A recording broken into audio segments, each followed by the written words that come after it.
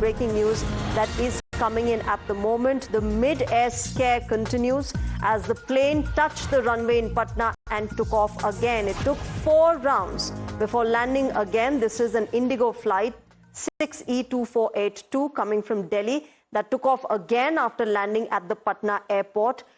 Then after making 3 to 4 rounds, the flight landed again, and during this, the breadth of about 173 passengers coming from Delhi to Patna were stuck for an entire 5 minutes. After landing again, the passengers felt relieved. The pilot showed promptness and got the plane to take off immediately, which essentially saved the lives of all of the passengers on board. So that mid-air scare really, coming in once again, but to the huge relief of the passengers and the crew members, it did not result in any eventuality. The pilot showed promptness and the plane was able to take off immediately. Let me go across to my colleague Nilesh, who is joining us at the moment. Nilesh, what more details do you have and what has Indigo said about this entire incident?